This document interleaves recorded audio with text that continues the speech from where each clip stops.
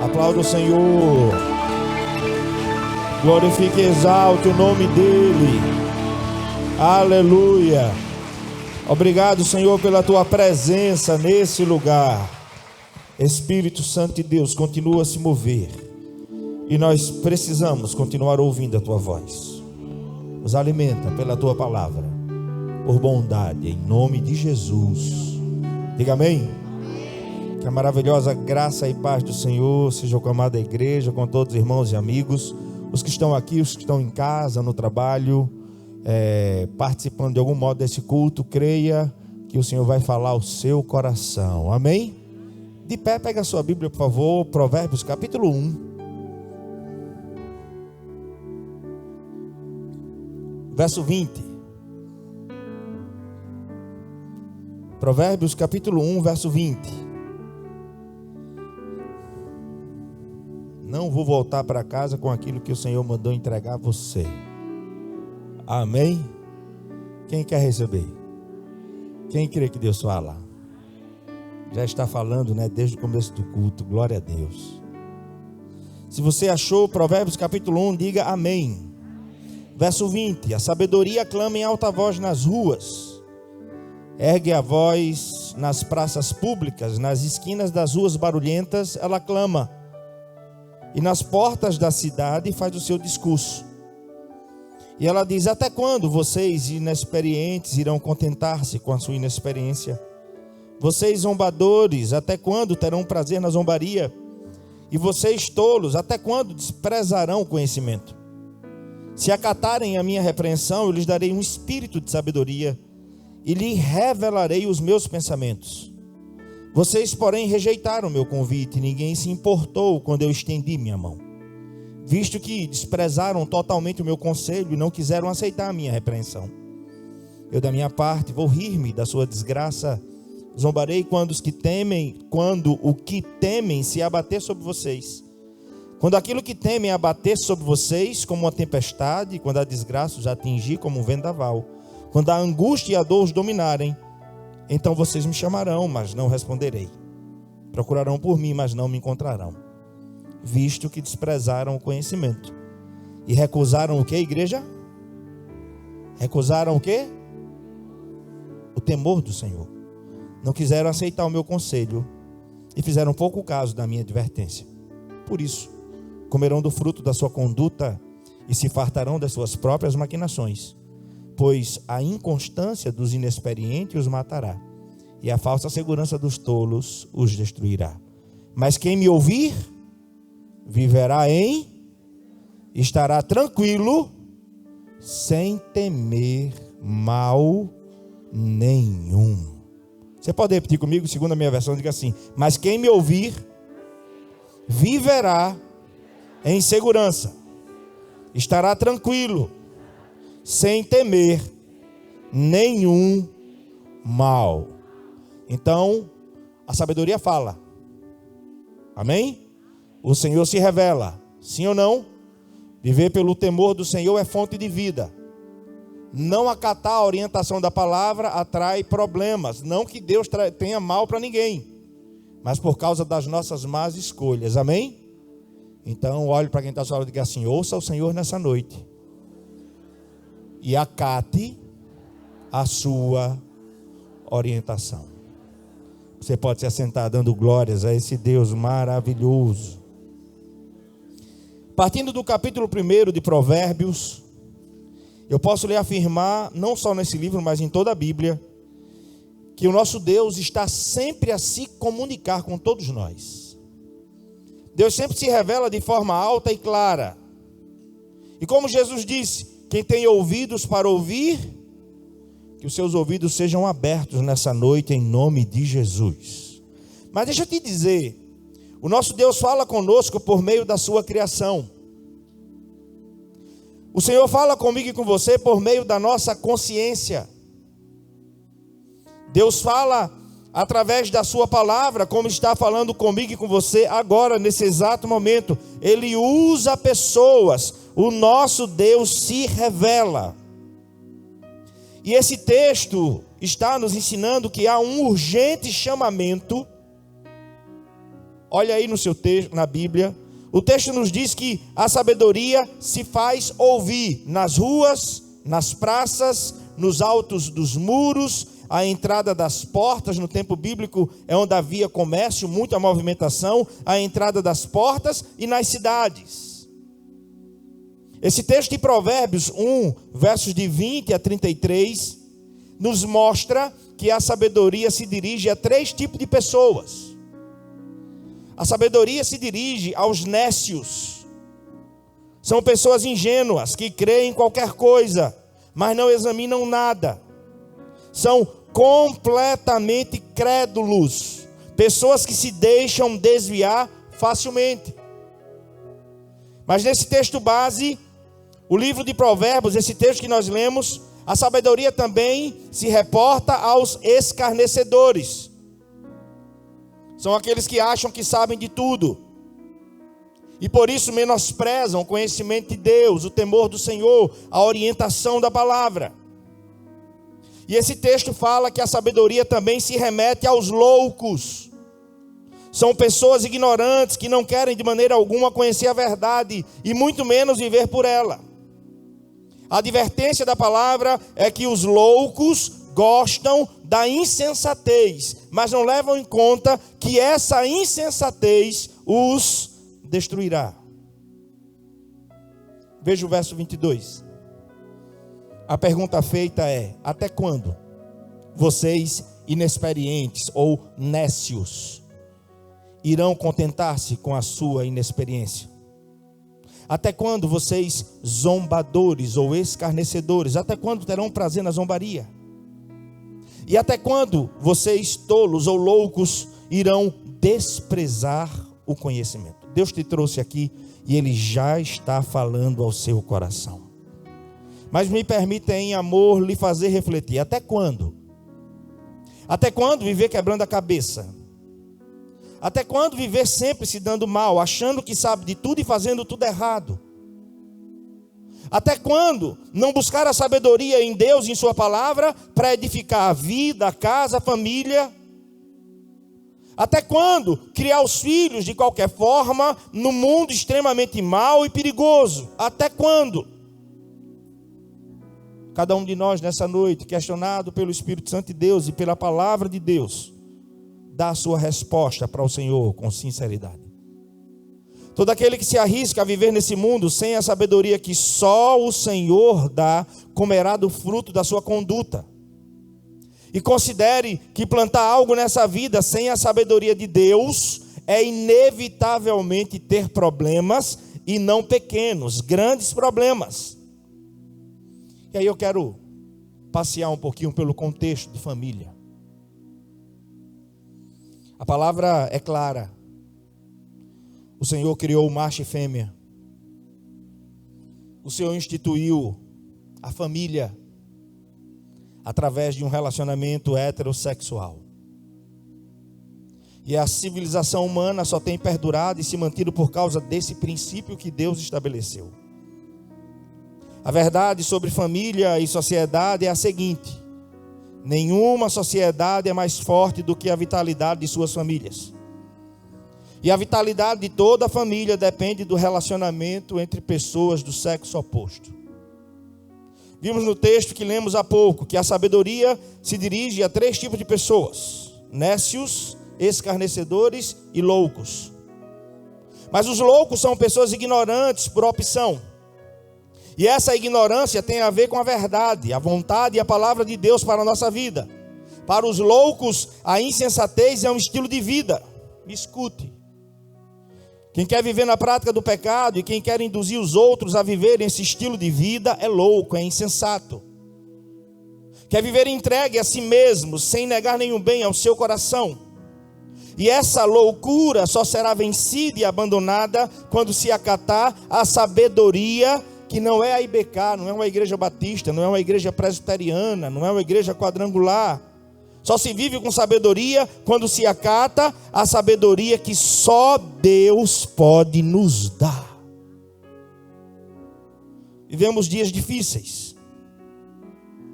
Se Deus me fez nascer homem, Ele não errou. Se Deus te fez fazer mulher, nascer mulher, Ele não errou. É loucura. Como Paulo diz aos Romanos, como pode o vaso se voltar para o oleiro e dizer: por que me fizestes assim? Diante dele, tenha temor, respeito. Ele é Criador, Ele é Senhor, Ele é o eu sou, que era, o que é e que sempre será. Ele é Deus e não existe outro.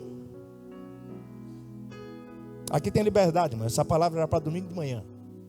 Mas fizeram uma surpresa para mim, disseram que o pastor da igreja não podia pregar, eu obedeci, não preguei. Eu digo, tá bom, então para quarta-feira.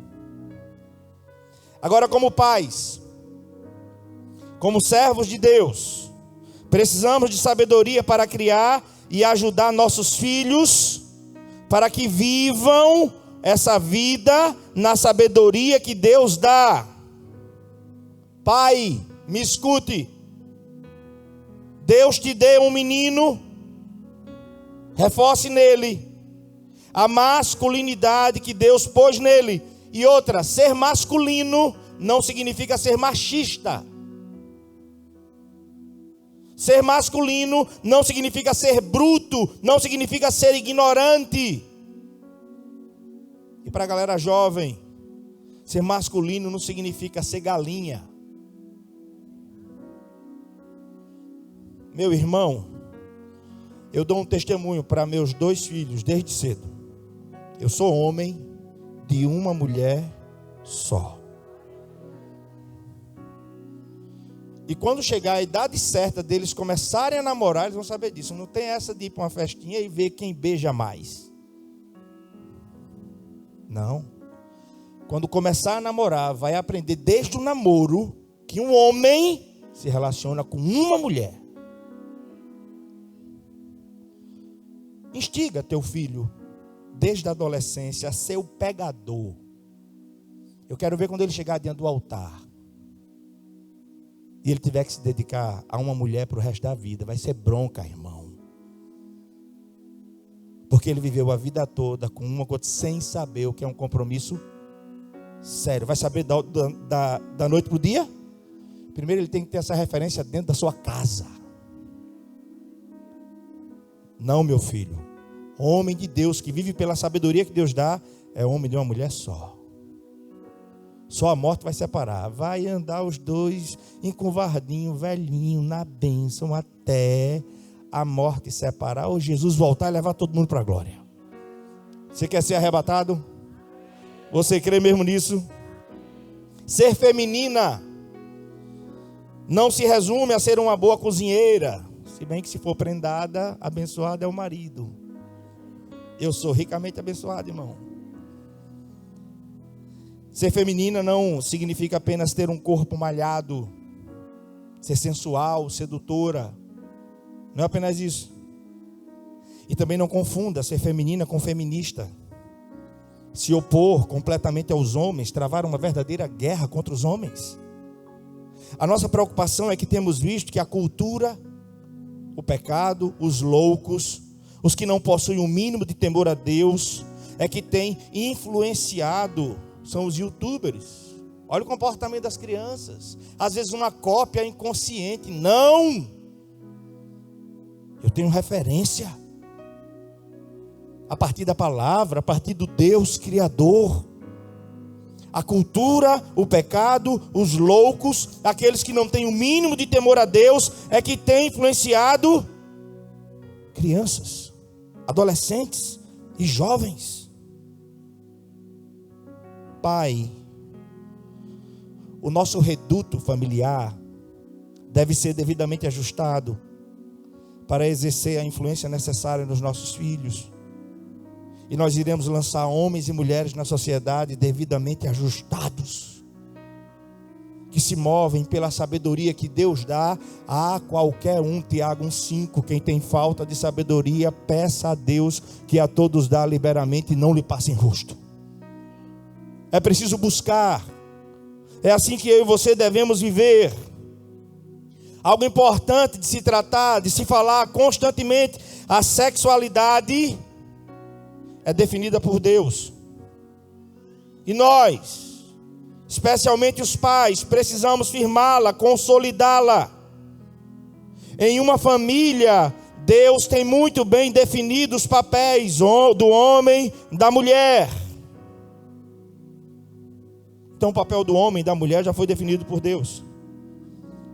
E Ele nos deu o privilégio de ensinar esses mesmos papéis aos nossos filhos. Nós precisamos ser instrumentos de Deus na vida dos nossos filhos, em nome de Jesus.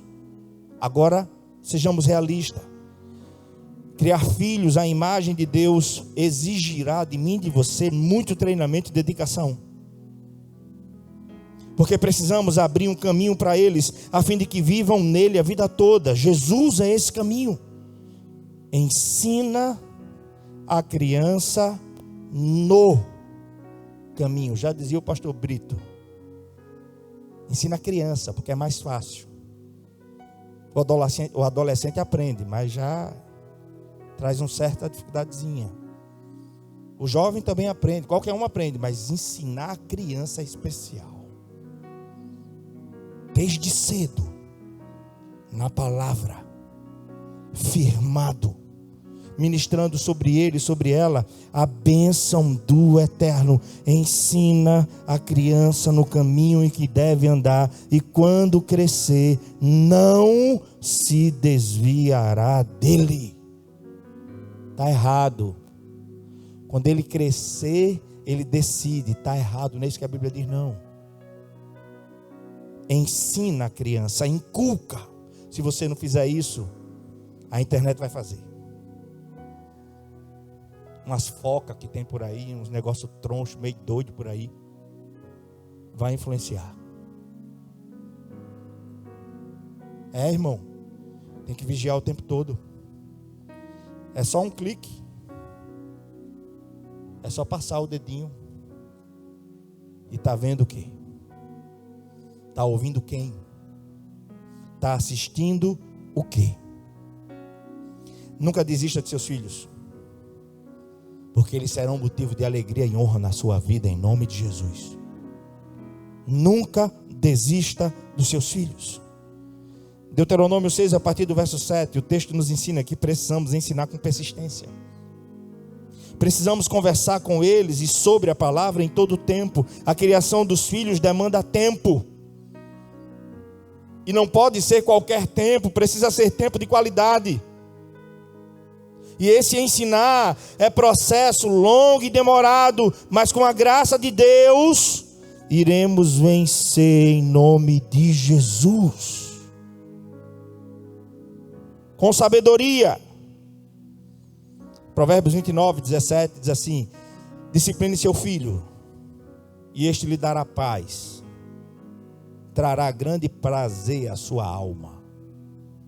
Discipline seu filho, e este lhe dará paz, trará grande prazer à sua alma. Escute, querido, a correção e a imposição de limites em amor, escute, a correção e a imposição de limites em amor é fundamental para que os filhos não fiquem à mercê de si mesmo, à mercê das ondas e dos modismos dessa sociedade decadente, que não tem nenhum temor a Deus. São flechas que Deus colocou na nossa mão, e eles irão acertar o alvo em nome de Jesus. Pai, mãe, essa deve ser a nossa principal missão. Ensinar-lhes o temor ao Senhor. Ensinar-lhes a importância de todo santo dia buscar em Deus e na sua palavra sabedoria. Pai, eu quero lhe dar alguns conselhos práticos para que possamos criar filhos masculinos e filhas femininas, a fim de que a sexualidade seja definida por Deus e não pela cultura, e muito menos pelos loucos desse mundo. Primeiro conselho: a liberdade tem que ser progressiva e responsável. Sempre que for necessário, diga não, sem medo. O não é pedagógico. É ou não é? É ou não é? É ou não é, irmão? E a criança, o adolescente, ele faz o quê? Ele vai cansar. Ele vai pedir a mesma coisa 300 vezes. Aí pega a Havaiana.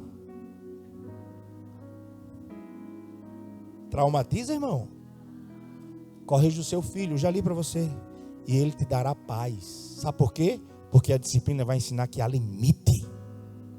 Que se você não coloca, chegando na sociedade como um ser humano desajustado, a polícia vai botar. Então a liberdade tem que ser progressiva e responsável. Carlinha botou até o que na peça falaram aqui. Ainda está lá, Pedrinho, 13 anos. Tem uma hora que o celular dele desliga. Tudo que ele acessa a gente sabe. Tudo. Não tem nada que ele vai ver que a gente não veja. Dá uma determinada hora, fecha o celular. Dormir, meu filho, descansar aí a cuca, para relaxar e dormir. Amanhã 5h30, 5h40, a gente está de pé de novo. Vai dormir. Limites. Limites. No começo da vida, enquanto criança, os pais dirigem seus filhos em tudo. Mas ao tempo em que vão amadurecendo e tomando consciência de suas responsabilidades, é preciso de forma progressiva e responsável começar a deixá-los tomar decisões. Para que não se torne também um adulto que não tem posição para absolutamente nada, que não consegue definir absolutamente nada, porque pai e mãe tolheu o tempo todo. Então, à medida que a idade vai chegando, essa responsabilidade, essa liberdade tem que ser progressiva e responsável. Segundo, demonstre carinho por meio de contatos físicos. Demonstre carinho por meio de contatos físicos. Pai, beije a sua filha. Abrace ela. Diga que você a ama. Quando chegar o momento de namorar, casar, ela não vai procurar um pai, mas ela vai ter uma referência de como é que um homem cuida de uma mulher. Se ela não tem referência nenhuma dentro de casa, quando chegar nessa fase ela aceita qualquer coisa. Mas se ela vê você tratando bem a mãe dela, se ela vê você, não precisa ser de língua, irmão. De língua é só no quarto, amém? Mas os filhos têm que ver o pai beijando a mãe. Tem ou não tem? Dudinha não gosta muito não. Papai beija mamãe. Foi assim que Deus criou. Isso é santo, irmão. Isso não é sujo não, isso é abençoado, amém? Demonstre carinho por meio de contatos físicos. Não deixe que outros preencham essa lacuna na vida da sua filha, em especial os meninos também. Não sou eu que falo. Eu e Carlinha tivemos o prazer de ouvir esse doutor, Valdir Arevalo. Um livro que eu recomendo você ler, O Sexo que Deus Criou. Sexólogo e ginecologista. Ele diz: conversem com seus filhos em amor. Oriente-os em tudo. E permita que eles abram o coração para vocês. Ensine-os que não há diferença entre homem e mulher. Ambos têm desejo e precisam ser devidamente orientados sobre sexo. Eles precisam de muito carinho e muito cuidado na adolescência, para que não saiam pelo mundo sendo manipulados por ensinos deturpados de uma sociedade decadente. É um médico que fala. E ele faz ainda a seguinte ressalva: nesses mais de 30 e poucos anos, 35 anos de consultório, relato de um médico, tenho atendido inúmeras adolescentes que iniciaram a sua vida sexual simplesmente pela falta da presença paterna. Pela falta da presença do pai na vida da menina. Abraçá-la, beijá-la, tratá-la com carinho, repreendê-la quando for preciso, para que ela tenha referência. O papel do pai é de fundamental importância na definição da feminilidade da menina. Terceiro conselho: o poder das nossas palavras. Há poder de vida e de morte. Quando repreender, repreende em amor. Deixe claro porque você está repreendendo. Não faça de forma desequilibrada. Diga por quê. Se vai tirar alguma coisa, se vai dar castigo, torne cônscio por que você está fazendo aquilo. Por que desobedeceu? Porque foi avisado e não cumpriu. Então vem a punição. Agora, quando disser que vai fazer, faça. Senão você vai ficar sem moral nenhuma. Papai diz, não faz não. Faz não. Porque a paciência que não se esgota se transforma em imbecilidade. A paciência que não se esgota se transforma em imbecilidade. Menino, faço não, menino. E a casa, menino, faço não, menino. Menino, faço não, menino. Ô menino, irmão, dá não, dá uma gastura aí, meu irmão. Dá não. E às vezes a gente vê por aí, a gente vê. Olha, solto na buraqueira, irmão. Dá não. Eu falo 2 vezes, na terceira o tom de voz já aumenta. Não aguento não, me dá uma agonia. Me dá uma agonia. Eu e você precisamos tomar cuidado com o poder das nossas palavras. Precisamos transmitir paz, o nosso carinho por meio de gestos, por meio de palavras. Precisamos transmitir também o nosso amor, o nosso respeito, sim. A relação é respeitosa, de pai para filho, de filho para pai. A promessa de Deus é que o coração dos pais estejam convertido ao coração dos filhos, e o coração dos filhos convertido ao coração dos pais. Essa é a obra de Deus na minha e na sua casa.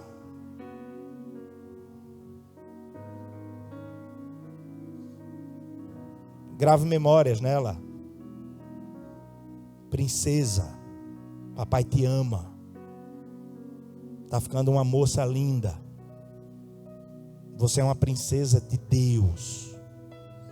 Profetize bênção sobre ela, sobre ele. Em nome de Jesus. Não deixe de dizer, papai, tenho orgulho de você. Eu te amo, meu filho. Eu te amo, minha filha. Você se parece cada vez mais com seu pai. Você se parece cada vez mais com sua mãe. A palavra nos adverte, enquanto pais exercemos autoridade sobre a vida dos nossos filhos. E se não tivermos cuidado com as palavras que proferimos, temos o poder de desmotivar, desanimar. Por isso precisamos tomar todo cuidado. Paulo adverte sobre isso, Colossenses 3, verso 21. Colossenses capítulo 3, verso 21. Pais, não irritem seus filhos, para que eles não desanimem. Nunca me esqueço. A pessoa chegou na formatura lá de medicina. E o pai e a mãe fez questão de ir para a formatura de medicina com uma placa bem grande. Diga qual era a frase. Não fez mais. Precisava não, irmão. Pelo amor de Deus. Precisa uma coisa dessa, irmão? Precisa? Ô irmão, quando ele tirar um 10, um 7,5, um 8. Legal, meu filho. Que bênção. Estudar mais. Sempre abençoar. Quase 10 anos de estudo. Chega no final, está lá, 2 metros de comprimento. Não fez mais que a sua obrigação. Faço não, irmão. Quem não precisa de reconhecimento?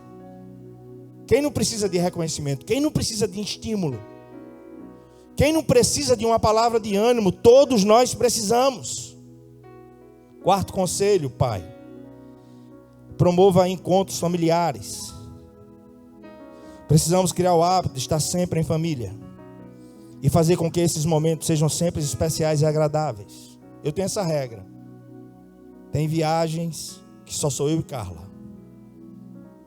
Porque o bem-estar da minha família depende, depois da presença de Deus no lar, do relacionamento estruturado meu com minha esposa. Então, é regra pra gente. Tem momento que só sou eu e ela. Tem momento que é a família toda. Hoje eles estavam falando isso. Quando é que vai chegar o dia que a gente vai para o hotel? Porque a gente sempre vai. Cria memórias. Diga, a gente vai, em janeiro a gente vai, em nome de Jesus. A gente está precisando viajar. Para descansar. Pai, promova encontros particulares. Trate individualmente com seus filhos. Vá na McDonald's só com ele. E vá em algum momento só com ela. Marque presença. Marque presença. Não deixe uma lacuna para que um louco, um desvairado, um insensato venha influenciar os seus filhos. Como é que termina Provérbios 1:33? Quem me ouvir, viverá em e estará tranquilo, sem temer nenhum mal. O que é mais poderoso num contexto tão desvairado que a gente vive, de inversão de valores, de bagunça? É simples. É ter uma família firmada na rocha, que é Cristo Jesus. É você dar testemunho em primeiro lugar. Não é no ministério que você serve aqui não, querido. É não. O primeiro lugar que você tem que mostrar que é bênção é na sua casa. Sabe qual é a principal prova para mim ao subir esse púlpito para pregar? É aqueles que me conhecem dentro de casa. Poder sentar e me ouvir pregar.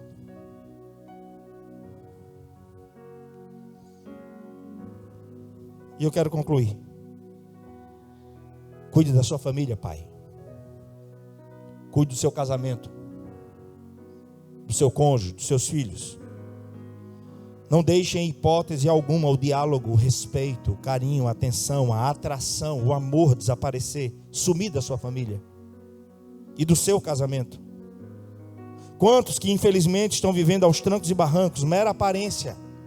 E via de regra, quando tomamos conhecimento, quando decidem compartilhar a luta, o problema e pedir ajuda, é porque a situação já se encontra crítica. Só que uma crise numa família, num casamento, nunca se instaura da noite para o dia. Não é de repente. Na verdade, são problemas e situações que se estabelecem e que, diante dos quais a família muitas vezes não se posiciona de maneira firme para tratar as pendências, as dificuldades. Invista todo o tempo necessário. Precisamos ter tempo para a família como um todo. Mas precisamos ter um tempo de qualidade para o cônjuge, os dois, marido e mulher. A estabilidade da sua família depende em muito da sua relação, meu irmão, com a sua mulher. Mais do que nunca, nós precisamos cuidar da nossa família. Mais do que nunca, todo santo dia, precisamos buscar sabedoria em Deus, para preservá-la na presença dEle. Todos os dias, precisamos nos humilhar diante do Eterno, pedindo a Ele a bênção dEle sobre o nosso lar e sobre a nossa descendência. Para nós, tudo que diz respeito à família tem como autoridade máxima o Senhor e a sua palavra. Por isso, para falar sobre esse cuidado tão indispensável que precisamos ter em nossa família, a gente só pode ter uma fonte: a palavra de Deus. Não pode haver uma relação familiar adequada entre os membros de uma família sem que haja normas e princípios que regulem e orientem o tratamento mútuo dentro desse contexto familiar. Escute, irmão, pai, sacerdote, quando não existem normas e princípios dentro de uma família, não tenha dúvida, a sociedade para membros dessa família será também sem normas e sem princípios. Escute, pais indisciplinados e emocionalmente imaturos não podem ter uma família madura e disciplinada, porque os pais são por muito tempo o único modelo humano que os filhos podem ter. Meu irmão, sem adequada disciplina não pode haver ordem na nossa casa. E sem ordem e disciplina na família, não podemos pensar em ordem e disciplina na sociedade. Eu ainda peguei um tempo no Colégio Batista que se tinha o maior respeito pelo professor. O maior respeito. Se ele dissesse saia da sala, era para sair, irmão. Saía mesmo. Hoje apanha na sala. O problema é lá no colégio? É não, irmão. É em casa. Vê como ele fala com o pai. Vê como ele fala com a mãe. Vê. Essa semana Samuel chorou. Eu dei um grito em casa, irmão. Segunda-feira, depois de domingo, sangue de Cristo. Cansado. E ele pega aquelas Nerf e atira para lá, atira para cá. Eu digo, vai bater no rosto de alguém. Samuel, para com esse negócio. Atira para lá, atira para cá. Pegou em quem? Na testa de Carla. Irmão. Ele, um gasguito, né? Mas eu falei com a raiva. Tá vendo a desobediência? Começou a se tremer. Começou a chorar. Digo, obedeça. Porque a desobediência custa caro. Sabe o que era para fazer agora com você? Era para você levar 2 chineladas. Passe. E eu no corredor. Quem viu ele passar? Ele foi passando pela passe. Bate não. Deu um susto. Da próxima vez você vai levar uma cintura usada. Que é isso, pastor? Bota no prumo, irmão. Bota ou não bota? Tem gente escandalizada comigo. Mas eu prefiro o diálogo. Agora, se quiser testar a minha autoridade, ele que vai escolher. Porque se eu disser não faça e fizer, vai levar, irmão. Vai. Não é espancar. É porque a vara da correção afasta o atrevimento do coração da criança. Eu já vi crianças pequenas recentemente desrespeitando idosos. Com certeza desrespeitam os pais. Não tem como. E eu encerro. Abra sua Bíblia aí. Deuteronômio capítulo 6.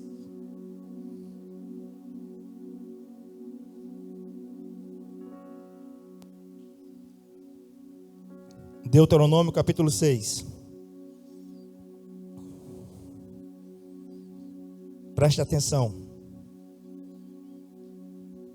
Verso 1 e verso 2. Você achou? Você achou? Esta é a lei.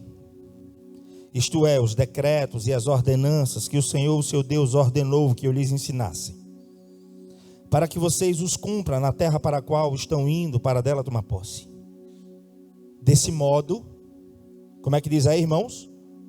Vocês, seus filhos e seus temerão ao o seu Deus e obedecerão a todos os seus decretos e mandamentos que eu lhes todos os dias da sua, para quê?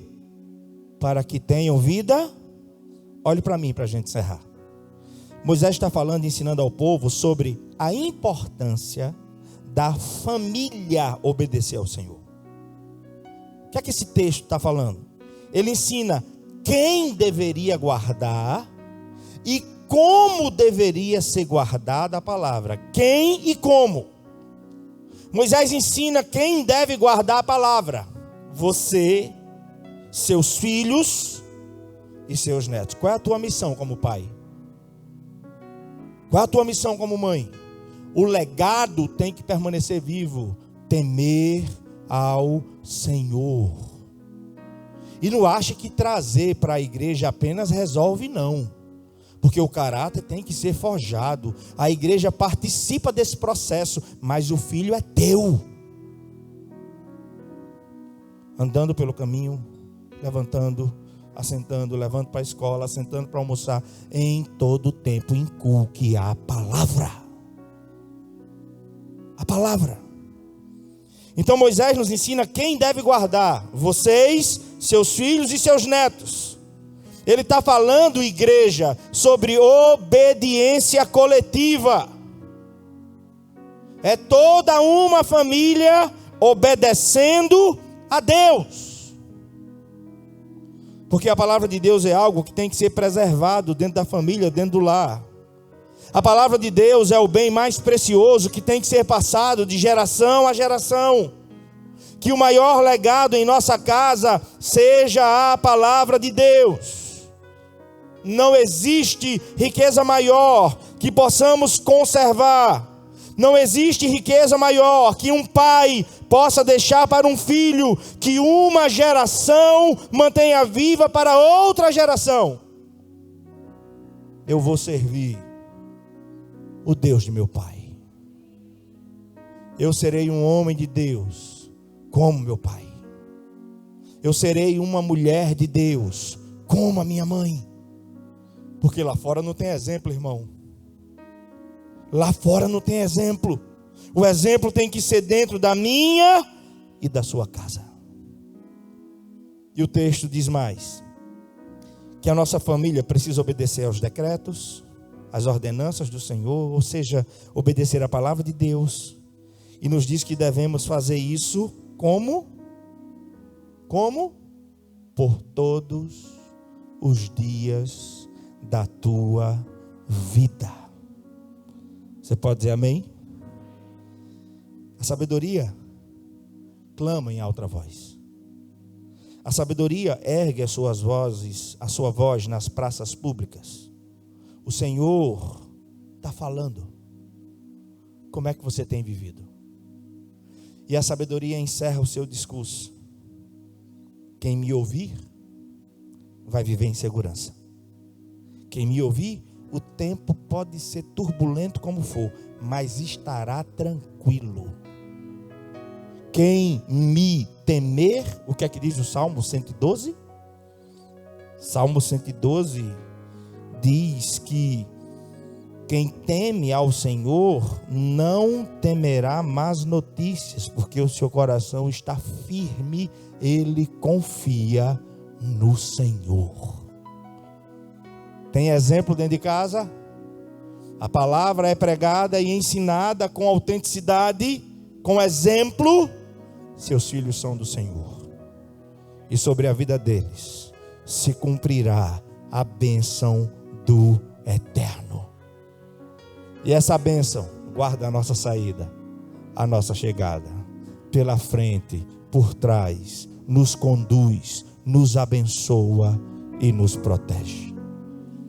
Põe a sua vida diante de Deus. Feche teus olhos. Apresente a sua vida e apresente a sua casa.